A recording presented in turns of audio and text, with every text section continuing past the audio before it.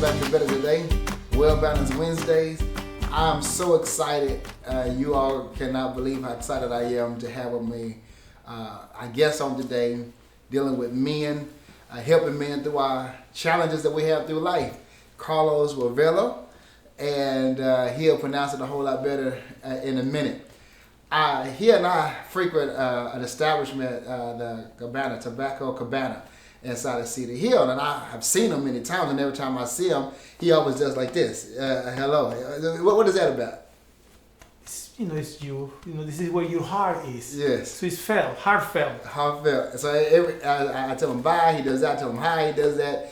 And we have a mutual friend. I didn't know him, but Bob Dahlquist knew him. And Bob works at the Tobacco Cabana. And while we was there, I was happening to watch the news. And I'm like, I know that guy. And it was this guy by the name of George Bush, who is the 43rd president of the United States of America. And he was with Carlos. I couldn't believe it. And I had to get an interview with him. I had to have him on because it's a book entitled Out of Many, One. George Bush Jr. did. And not only is Carlos in the book, but he's on the front cover of the book. Not only is he on the front cover of the book, there's another book down here that's a $300 book that this obviously is not. And there's a painting that George W. Bush painted of him and gave him an autographed copy of it. Now, that's not the original. It is an invitation. So, Carlos, I have to know. And I beg Bob, please, whatever you got to do, give me a sit down, a conversation with Carlos, because his story is so amazing. And then when I sat down with him, I'm blown out of my mind. Carlos, how in the world? Well, first of all, let me say this about Carlos before I get to him. So he is a political analyst for the Spanish channel, Telemundo, and also Univision.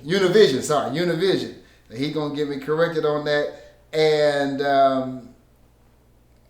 what I've learned about him is that he's also teaches. He's a teacher and a professor, I should say. And he's just well traveled. Matter of fact, he was supposed to be going out the country on this weekend, but those plans changed because what happened? What's going on Monday? Well, the thing is, I was going to go back to Santa Fe. Santa Fe, New Mexico, where I spend some of our time with my wife. Right. But I also teach over there. Okay. But then, due to things that, like this Thursday, we're going to meet the president again. Right. With who? Mark Cuban, right. And Dirk Nowitzki. We're going to go to the Mavericks game with them. And it's part of, the honor that the president is giving me and my wife to join him at the game. So how in the world does a person who's an immigrant, who we'll talk about later on, lived in the Section 8 correct public housing, get a chance to meet the president, become a professor, and be painted by the president. And be painted by the... I mean, that's the thing is just how you see America. America is limited to our own imagination. You think that America is a country of mean people, greedy people. People that only think about racial divide, and that's the one that you will see more and more. But if you think about America, that is a country of generosity, nice people, friendly people that believe in hard work, people that believe in opportunity, people that respect your faith, people that respect who you are, you will see a lot of that too. Now, you told me in 1980 you came over here from El Salvador. Yes. And right after you left, there was a civil war. There was a civil war. So when I came to America in 1980 to go to college, I came into a country, Ronald Reagan had just been elected. But I didn't know anything about race relations, about poverty. All what I knew it was that America was a wonderful country. Yeah. I remember growing up and enjoying Motown, Marvin Gaye, Yeah. Patti LaBelle, Yes. Teddy Pendergrass. So I grew up and I was excited with that music. Right. The dramatics, Yes. And so I come to America and I start enjoying, Michael Jackson, all that music, because for me that was America, all that culture of talent. Right. And so I was living in the dorms, and I have some friends that invited me, classmates, to go to church. And up to that moment, I was being in a Catholic church. So they take me to a Presbyterian church. Okay. I had never been in a Presbyterian church before. I don't even know what it was. Right. So I go in for service, and I see all these people drinking coffee inside of the church at the altar, like socializing and being loud. And there were no altar pieces. There was no crosses, no saints.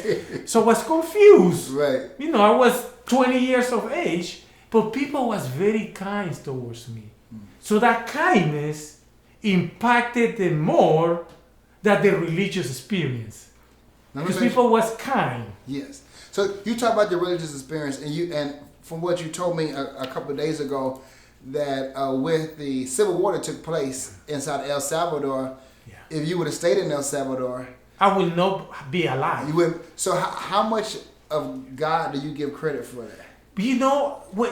First, at that moment, when I was doing that transition in 1980, I was mad with God.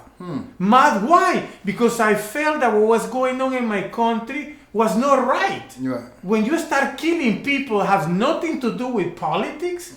It's what you call in America collateral damage. People that just happen to be there when everyone decides to shoot each other. Right. And my father, obviously, he was a businessman at that time, and he was kidnapped. He was sequestrated. No. So we had to pay a ransom. So I'm thinking, God, how do you allow someone that has nothing to do with politics, that is providing for the other families, jobs, being tortured? Your father was kidnapped. Yes.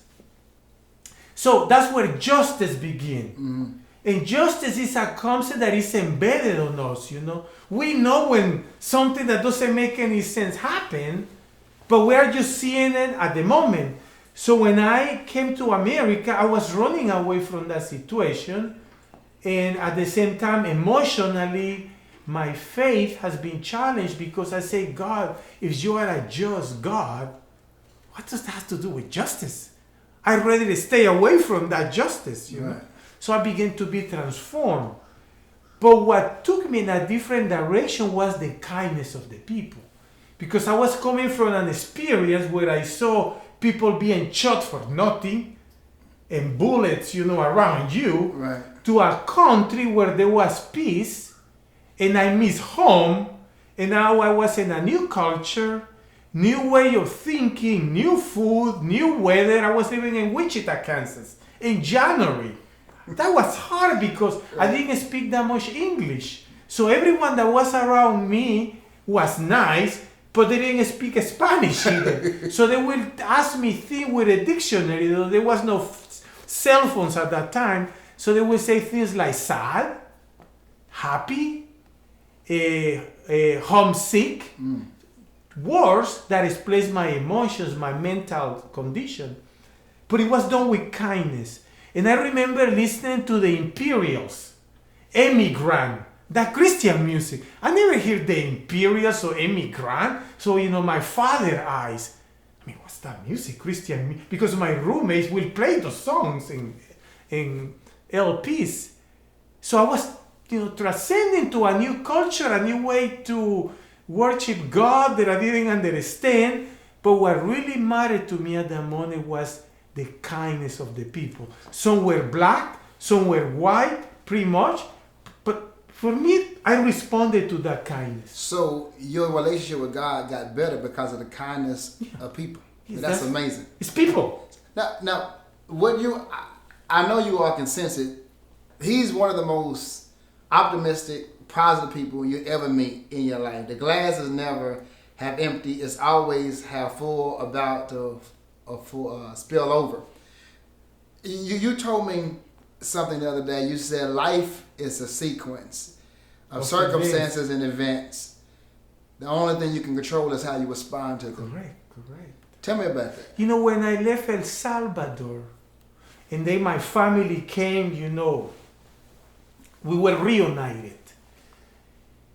There are times in life that you can be so attached to your past, to the events of the past, that can prevent you and stop you from moving forward. But that's a choice you have to make, because you already know that past that you left, your homeland, your family, your friends from K to 12, your relative, all that is gone. You cannot touch them. So what do? Do you going to, dig into that is taking you nowhere? Or you're going to look at the future? A future that you can shape with your attitude, right?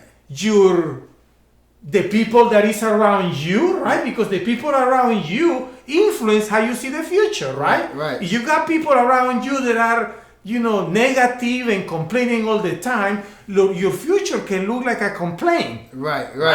But if you are with people that tell you, Carlos, you're going to have a great experience in America. This is a good country, man. Just do these things and I think it will work for you.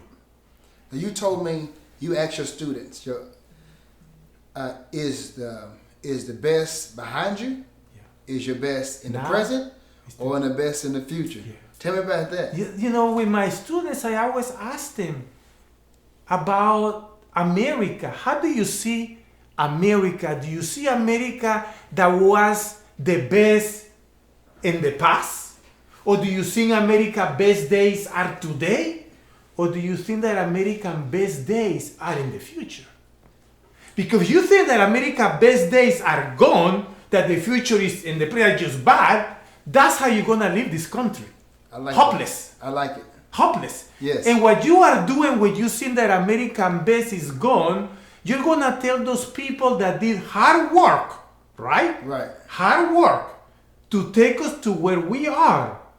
Just one of them, Martin Luther King, Dr. King, just one person. But just like them, there are thousands, millions that put their life on the line so I can teach. Right. Because if I would be living in the 50s, I could not teach. Right. Because it was a segregated society. Most definitely. But now I have freedoms that people that fought for, just like voting, they had to fight for. Right.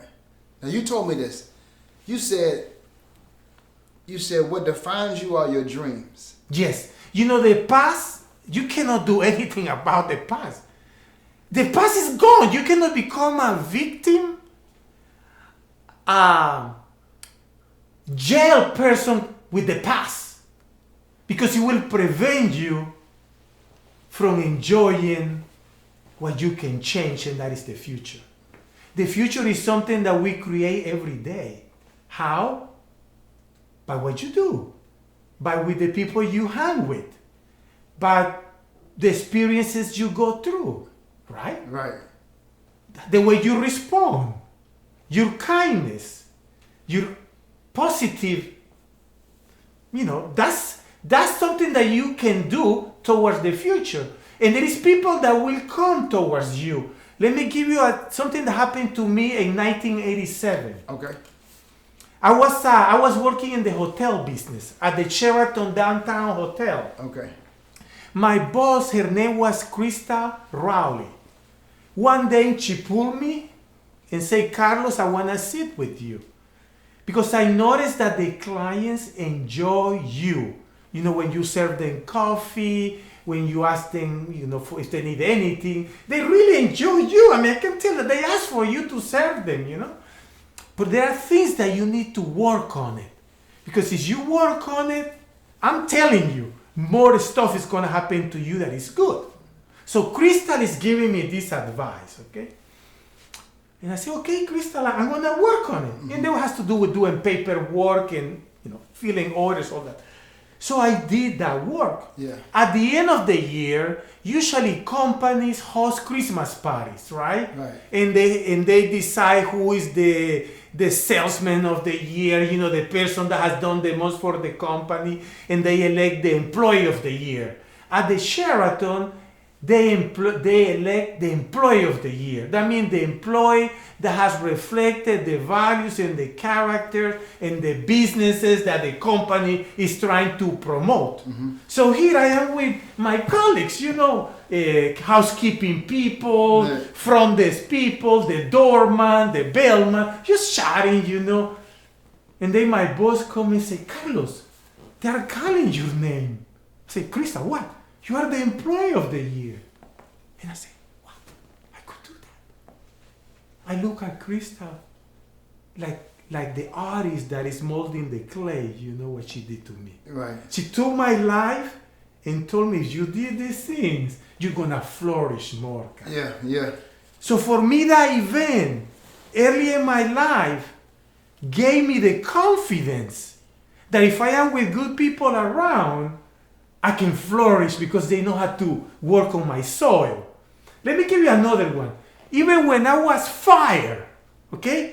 That was like 1989 something. I was the director of guest services for Radisson on close to Love Field, guest services. And I have been there for 3 months, making a lot of changes. So one Monday I arrived, and my boss tell me, I don't need you anymore, and just give me my last check, and I walk out. Walking out, I was crying like a baby because I have kids. Right.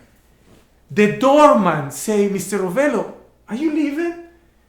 I say, yes, I just got fired. I say, Mr. Rovello, I want to tell you something. You didn't belong here.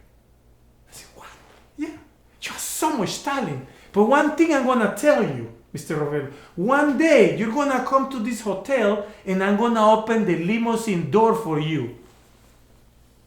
That guy saved my faith. Because he saw me that had more to offer. Yes. That's what he told me. I said, He said, you don't belong here. you don't belong here. You have so much. I just On the day you got fired. On the day you got fired, he tells you, you didn't belong here in the first place. You're bigger than this place. And one day when you come, in hotel, you always have limousines dropping. Okay? I will open the limousine that is dropping you. I'll open that door. You told me something. You said that relationships are bigger than the product that you sell. Yeah. What does that mean? With Bob, I don't go there to buy all the time or he to sell me something. I buy when I see something because I go because of the person. And that philosophy of having a relationship was very valuable to me during my corporate life before I went into teaching. Where I will go to visit clients and they will say, Carlos, really, inventory is high, we don't need anything. But I really would like to see you. I would like to have dinner with you because I enjoy talking with you about ideas, all those things that make us who we are. Yeah. So if I learn from that moment, there is people come to you or you want to be with you because of the relationship, not because you are buying and selling. The same thing happens to me when I go to a store and I buy a shirt. You know why I bought that shirt? Because the person that is selling that, I like them a lot. Yeah.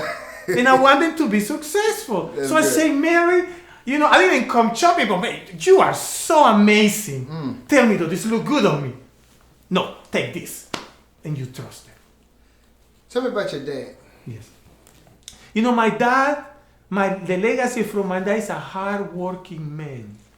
Hard-working, that provided for his family. Big. Yeah. But my dad became damaged after the war and all that. And my dad never recovered from that past. And it was hard for him to recover because he could not become the man that he was once, a provider, And when you as a dad don't see yourself all you can be because you're broken English, because you're broken soul, because you're broken faith, and you think that your best is gone, then he relied on me. And so he was relying on me. He started seeing something that I should have done that for him. You know? Yeah. And so my dad, obviously, you know, he rejoiced in the fruits of this life. But I tell my dad, what is happening in my life right now is the fruit of your work. Wow. You own it. Wow. But he has to accept that, right? Right. He has to accept that. Like when the president asked me in the book for the biography, the president asked me, Carlos, what are you the most proud of? What is you? I see my 4 children. Wow. There is nothing for me that has bigger pride on myself and my heart to see my children flourish. Yeah. Because that's why we parents work hard, right? Right. So their children will move forward and experience a better America, just like our people that, our predecessors, Yeah. people that precede us did, right? Right. A better America. When I see my kids, my son just bought a house at 29 years of age. At that age, I was still trying to survive transitioning from public housing. Wow. And he has a house. 29. I want you all to make sure y'all understand this. He says, President Bush asked him, what are you most proud of? He didn't say not working for Telemundo. He didn't say... Or my paycheck or my career. No. It was success with his money. He said, I'm most proud of my children, my family, my relationships. And that's something as men we've talked about over and over again since the beginning of this. The cultivating those relationships inside of our lives. And obviously you've done a heck of a job, and your dad did a great job with you. Until he could. Now, I want to ask you a question as we move on. You work for the mayor of, the first female mayor, not Annette just in Strauss. Dallas, but in all of Texas. And Annette Strauss. Annette Strauss was the first city mayor female in Texas. We're talking about 1987. So I had the privilege, after I finished with my bachelor's degree, to become an intern at City Hall. Okay. So I came through the back door, okay? I didn't. So my professor wrote a letter to the city manager that I want to do an internship that later developed into full-time employment. But the thing is this, when you have those opportunities to break into a system that I might be narrow door, just few people, that's your goal moment.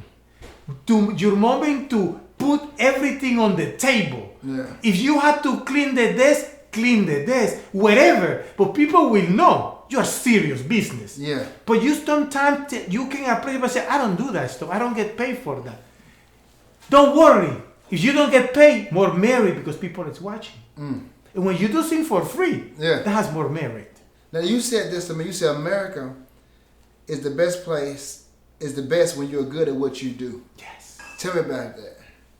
I don't think that Michael Jordan could have become Michael Jordan in another country. I can tell you that. That's impossible. You have to have the right soil. Right. Using both words, the right soil. Right. Because Michael Jordan can only flourish when there are people that challenge him and that he really loves the game. If you love the game, that will define how many walls you're going to break. Yeah. So when you say that will never happen, you haven't met the person that loves that so much that will make it happen. And that happened, we know. You see all the companies, all the businesses. I mean, why did Amazon didn't happen in France? Only in America can Amazon happen, right? Someone that come with an idea Right. that was broke. Right. Someone figured out this guy, and then you have the investors, and next thing you know is, he controls our lives, right? Now you told me when you are uncomfortable, you have potential. Yes. Comfort, and I tell this to my students, we love comfort. But comfort at the same time can work against you because you become so used to everything that you don't work on challenges anymore. Yeah. When the comfort is gone, it provokes you. It challenges you. How are you going to respond, right? Right. But the best way to get away from comfort is you becoming uncomfortable. Placing yourself in situations that, I mean, you might be comfortable, but it's going to challenge you how you're going to respond, right? Right. Are you going to stay calm because you are out of your safe zone, right? Right. Remember, being on a bubble is safe, right? Right. It's safe. You are just talking with people that say amen, hallelujah. Yes, but that's unreal. Not everyone say amen. But when you are in a circle where not everyone agree with you, and everyone see you like you are an alien or you come from that's when you have to manage that and still be yourself and grow.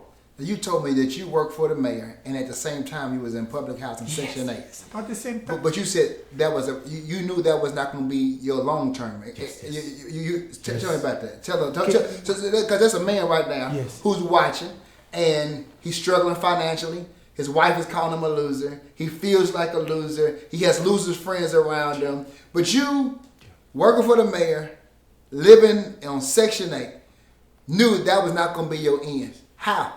You know, I know what is food stamps, going through the line at Kroger's and telling you got the wrong milk and you have to put it back. That hurt me. But anyway, I did it on purpose because that was better milk than the one they give you, you know. But I want to say this about public housing or getting government assistance.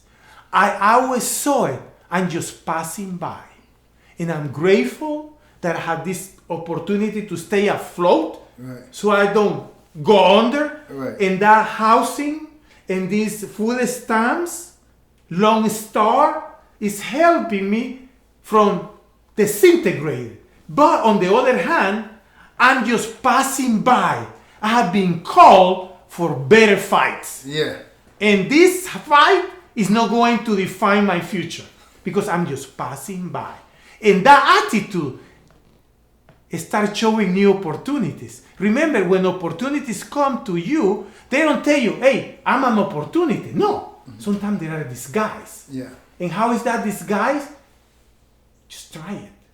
You never know who you're going to meet. And that person that you meet will lead you to someone else. To realize, oh my God. And that's how things happen. Right. It's not that it's so direct. You have to connect the dots. Let me say this. Our time is almost up, but I want to say something. So those who are watching, this guy, as you can see him, do you mind telling him, you're not never believe how old he is. What do you do to stay in shape? But the first thing I think you have to take care of your thinking, your mind. Because your mind is where everything occurs. I mean, we are spiritual beings. Yes, we are.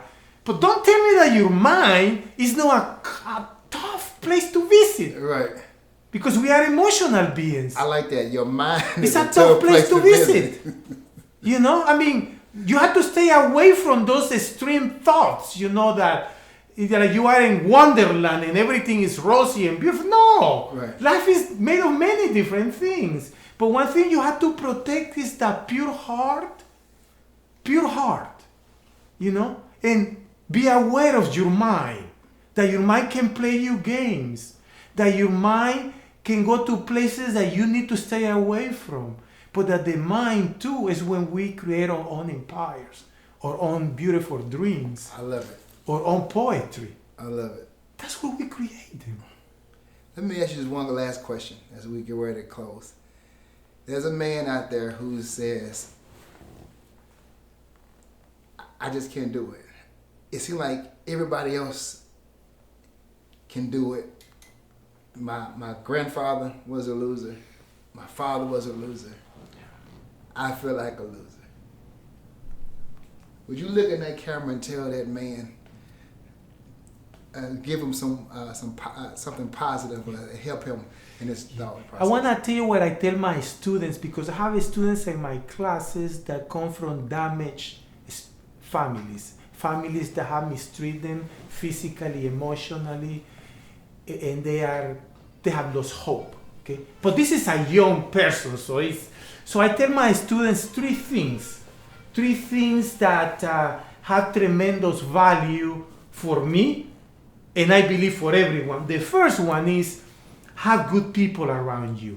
people that believes in you and that you respect. Okay? That's important. And that people doesn't have to be a family member. Please, it could be your preacher. It could be a co-worker that see on you your desire to succeed. Okay? So have good people around you. The second thing that is very important, and I tell my students, never forget where you come from. Because if you know that the road that you have traveled, you know that you are closer to a better future. But if you ignore everything that you have overcome, how are you gonna know when someone tell you you are a loser? You can say, hey guy, you don't know where I'm coming from. If you will know all the stuff that I survived, for me, like. And the third one is know yourself. You know, don't BS yourself. Be nice to yourself. I know students that they are so mean to themselves. I say, guy, be kind to yourself. Because your past, you cannot fix it. So you have to have that awareness and use that power to define the future. And when you have good people around you, they're gonna, come on, control the game. Control the game. Yes. We are with Carlos Ravelo. He has met George W. Bush, the 43rd president. He has worked underneath Annette Strauss. He has met the French ambassador. President of Egypt. This guy, let me ask you, is there a way they can follow you on I don't practice social media because it's superficial. They only tell you happy things.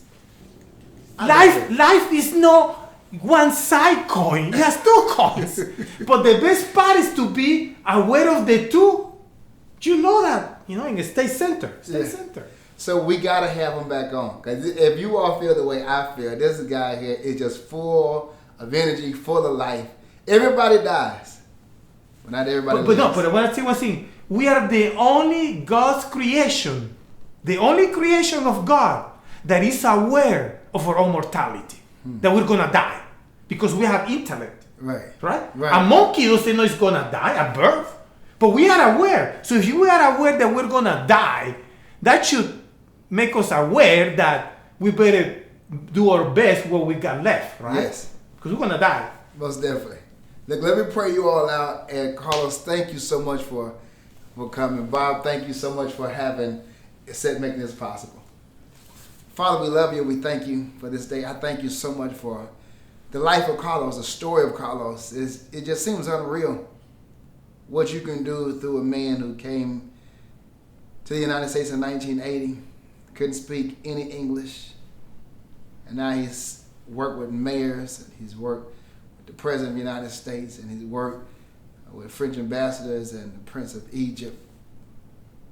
God, the same thing you did for Carlos, there's a man who's wondering, can you do the same thing for them? Would you tell them yes? While they're watching this, would you just whisper in their ear, I can do this, and I can do exceedingly and abundantly more than this. Father, I just thank you for this opportunity. I pray for Carlos and his life and his platforms you've given him, his students.